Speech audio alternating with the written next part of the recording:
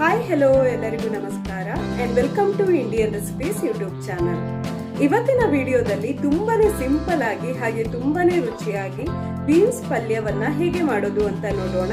ವಿಡಿಯೋವನ್ನ ಸ್ಟಾರ್ಟ್ ಮಾಡುವ ಮುಂಚೆ ದಯವಿಟ್ಟು ನನ್ನ ಚಾನಲ್ ಅನ್ನು ಸಬ್ಸ್ಕ್ರೈಬ್ ಮಾಡಿ ಹಾಗೆ ಪಕ್ಕದಲ್ಲಿರುವ ಬೆಲ್ ಐಕಾನ್ ಅನ್ನು ಕ್ಲಿಕ್ ಮಾಡಿ. ಇಲ್ಲಿ ನಾನು ಒಂದು ಕಡಾಯಿಯನ್ನ ತೆಕ್ಕೊಂಡಿದ್ದೀನಿ. ಇದಕ್ಕೆ 1 ರಿಂದ 2 ಟೇಬಲ್ ಸ್ಪೂನ್ ಅಷ್ಟು ಎಣ್ಣೆಯನ್ನ ಹಾಕೊಳ್ತಾ ಇದ್ದೀನಿ. ಎಣ್ಣೆ ಚೆನ್ನಾಗಿ ಬಿಸಿಯಾದ ಮೇಲೆ 1 ಟೀ ಸ್ಪೂನ್ ಅಷ್ಟು ಸಾಸಿವೆ ಕಾಳನ್ನ ಹಾಕೊಳ್ತಾ ಇದ್ದೀನಿ. ಸಾಸಿವೆ ಎಲ್ಲ ಚೆನ್ನಾಗಿ ಸಿಡಿದ ಮೇಲೆ ಅರ್ಧ ಟೀ ಸ್ಪೂನ್ ಅಷ್ಟು ಬಡೆ ಶುಂಠನ್ನ ಹಾಕೊಳ್ತಾ ಇದ್ದೀನಿ. ಇದ್ರ ಜೊತೆಗೆ 5 ರಿಂದ 6 ಎಸಳಷ್ಟು ಬೆಳ್ಳುಳ್ಳಿಯನ್ನ ಉದ್ದವಾಗಿ ಹಾಗೆ ತೆಳ್ಳಗೆ ಕಟ್ ಮಾಡಿಕೊಂಡು ಹಾಕೊಂಡಿದ್ದೀನಿ.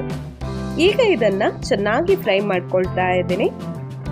ನೋಡಿ, ಬೆಳ್ಳುಳ್ಳಿಯ ಬಣ್ಣ ಈಗ ಲೈಟ್ ಆಗಿ ಚೇಂಜ್ ಆಗ್ತಾ ಉಂಟು. ಈ ಟೈಮಲ್ಲಿ ಒಂದು ದೊಡ್ಡ ಸೈಜ್ ನ ಈರುಳ್ಳಿಯನ್ನ ಉದ್ದವಾಗಿ ಕಟ್ ಮಾಡಿಕೊಂಡು ಹಾಕೊಳ್ತಾ ಇದ್ದೀನಿ.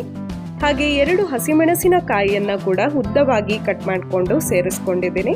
ಹಾಗೆ ಸ್ವಲ್ಪ ಕರಿಬೇವಿನ ಸೊಪ್ಪು. ಈಗ ಇದನ್ನೆಲ್ಲ ಚೆನ್ನಾಗಿ ಮಿಕ್ಸ್ ಮಾಡ್ಕೊಳ್ತಾ ಇದ್ದೀನಿ. ಈಗ ಇದರ ಹಸಿ ವಾಸನೆ ಹೋಗುವವರೆಗೆ ಚೆನ್ನಾಗಿ ಫ್ರೈ ಮಾಡ್ಕೊಳ್ತಾ ಇದ್ದೀನಿ. ನೋಡಿ, ಈಗ ಈರುಳ್ಳಿಯ ಹಸಿ ವಾಸನೆ ಹೋಗಿದೆ. ಈರುಳ್ಳಿಯ ಬಣ್ಣ ಕೂಡ ಟ್ರಾನ್ಸ್ಪರೆಂಟ್ ಆಗಿದೆ. ಈಗ ಇದಕ್ಕೆ ಅರ್ಧ ಟೀ ಸ್ಪೂನ್ ಅಷ್ಟು ಚಿಲ್ಲಿ ಫ್ಲೇಕ್ಸ್ ನ ಹಾಕೊಳ್ತಾ ಇದ್ದೀನಿ. ಇದಿದ್ರೆ ನೀವು ಸೇರಿಸ್ಕೊಳ್ಳಿ, ಇಲ್ಲದಿದ್ರೆ ಸ್ಕಿಪ್ ಮಾಡ್ಕೊಳ್ಳಿ. ಈಗ ಇದಕ್ಕೆ 1 ಟೀ ಸ್ಪೂನ್ ಅಷ್ಟು ಅಚ್ಚ ಖಾರದ ಪುಡಿಯನ್ನ ಹಾಕೊಳ್ತಾ ಇದ್ದೀನಿ. ಖಾರವನ್ನ ನಿಮ್ಮ ಟೇಸ್ಟ್ ನ ಅನುಗುಣವಾಗಿ ಸೇರಿಸ್ಕೊಳ್ಳಿ. ಹಾಗೆ 2 ಚಿಟಿಕೆಯಷ್ಟು ಅರಿಶಿನ ಪುಡಿ. ಈಗ ಈ ಮಸಾಲವನ್ನೆಲ್ಲ ಚೆನ್ನಾಗಿ ಮಿಕ್ಸ್ ಮಾಡ್ಕೊಳ್ತಾ ಇದ್ದೀನಿ. ನೋಡಿ, ಈಗ ಇದು ಚೆನ್ನಾಗಿ ಮಿಕ್ಸ್ ಆಗಿದೆ. ಇದನ್ನ 1 ರಿಂದ 2 ನಿಮಿಷಗಳ ತನಕ ಫ್ರೈ ಮಾಡ್ಕೊಳ್ತಾ ಇದ್ದೀನಿ.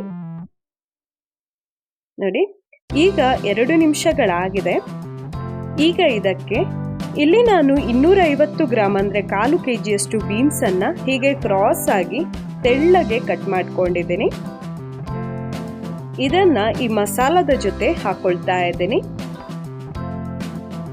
ಈಗ ಇದನ್ನೆಲ್ಲ ಚೆನ್ನಾಗಿ ಮಿಕ್ಸ್ ಮಾಡ್ಕೊಳ್ತಾ ಇದ್ದೀನಿ. ಬೀನ್ಸ್ ನ ಜೊತೆ ಮಸಾಲ ಎಲ್ಲ ಚೆನ್ನಾಗಿ ಮಿಕ್ಸ್ ಆಗಬೇಕು. ಈಗ ಇದಕ್ಕೆ ರುಚಿಗೆ ತಕ್ಕಷ್ಟು ಉಪ್ಪನ್ನ ಸೇರಿಸ್ಕೊಳ್ತಾ ಇದ್ದೀನಿ.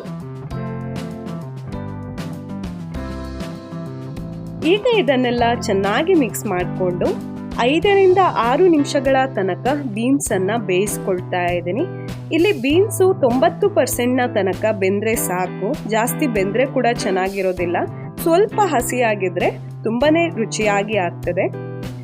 ಈಗ ಇದಕ್ಕೆ 2 ರಿಂದ 3 ಟೇಬಲ್ ಸ್ಪೂನ್ ಅಷ್ಟು ತೆಂಗಿನ ತುರಿಯನ್ನ ಹಾಕೊಳ್ತಾ ಇದ್ದೀನಿ. ತೆಂಗಿನ ತುರಿ ಇಷ್ಟೇ ಹಾಕಿದ್ರೆ ಸಾಕು, ಜಾಸ್ತಿ ಕೂಡ ಹಾಕೊಳ್ಬೇಕಂತೇನಿಲ್ಲ. ಈಗ ಇದನ್ನ ಚೆನ್ನಾಗಿ ಮಿಕ್ಸ್ ಮಾಡಿಕೊಂಡು 1 ರಿಂದ 2 ನಿಮಿಷಗಳ ತನಕ ಫ್ರೈ ಮಾಡ್ಕೊಳ್ತಾ ಇದ್ದೀನಿ. ನೋಡಿ, ಈಗ 2 ನಿಮಿಷಗಳಾಗಿದೆ. ಇದನ್ನ ಒಮ್ಮೆ ಚೆನ್ನಾಗಿ ಮಿಕ್ಸ್ ಮಾಡಿಕೊಂಡು ಗ್ಯಾಸ್ ಫ್ಲೇಮ್ ಅನ್ನ ಆಫ್ ಮಾಡ್ಕೊಳ್ತಾ ಇದ್ದೀನಿ. ಈಗ ನಮ್ಮ ತುಂಬಾನೇ ಸಿಂಪಲ್ ಆಗಿ ಹಾಗೆ ತುಂಬಾನೇ ರುಚಿಯಾದ ಬೀನ್ಸ್ ಪಲ್ಯ ರೆಡಿ ಆಗಿದೆ. ತುಂಬಾನೇ ರುಚಿಯಾಗಿ ಆಗಿದೆ. ನೀವು ಕೂಡ ಮನೆಯಲ್ಲಿ ಬೀನ್ಸ್ ಅನ್ನ ಈ ರೀತಿ ಒಮ್ಮೆ ಮಾಡಿ ನೋಡಿ. ಒಮ್ಮೆ ಈ ರೆಸಿಪಿಯನ್ನ ಟ್ರೈ ಮಾಡಿದ್ರೆ ಪದೇ ಪದೇ ಮಾಡ್ತಾ ಇರ್ತೀರಾ. ಅಷ್ಟೊಂದು ರುಚಿಯಾಗಿ ಆಗ್ತದೆ. ಹಾಗೆ ಮನೆಯವರೆಲ್ಲರೂ ತುಂಬಾನೇ ಇಷ್ಟಪಡ್ತಾರೆ. ಈ ರೆಸಿಪಿಯನ್ನ ಮಿಸ್ ಮಾಡದೆ ಒಮ್ಮೆ ಟ್ರೈ ಮಾಡಿ ನೋಡಿ. ನಿಮಗೆ ನನ್ನ ಈ ರೆಸಿಪಿ ಇಷ್ಟ ಆದಲ್ಲಿ ವಿಡಿಯೋಗೊಂದು ಲೈಕ್ ಮಾಡಿ, ನಿಮ್ಮ ಅನಿಸಿಕೆಗಳನ್ನು ಕಮೆಂಟ್ ಮಾಡಿ, ಹಾಗೆ ನಿಮ್ಮ ಫ್ಯಾಮಿಲಿ ಮತ್ತೆ ಫ್ರೆಂಡ್ಸ್ ಒಂದಿಗೆಲ್ಲ ಈ ರೆಸಿಪಿಯನ್ನ ಶೇರ್ ಮಾಡಿ. ಇಲ್ಲಿಗೆ ನನ್ನ ಇವತ್ತಿನ ಈ ವಿಡಿಯೋವನ್ನ ಮುಗಿಸ್ತಾ ಇದ್ದೇನೆ. ಇನ್ನು ನಾವು ಸಿಗುವ ಮುಂದಿನ ವಿಡಿಯೋದಲ್ಲಿ. ಅಲ್ಲಿಯ ತನಕ ಟೇಕ್ ಕೇರ್ ಅಂಡ್ ಬೈ.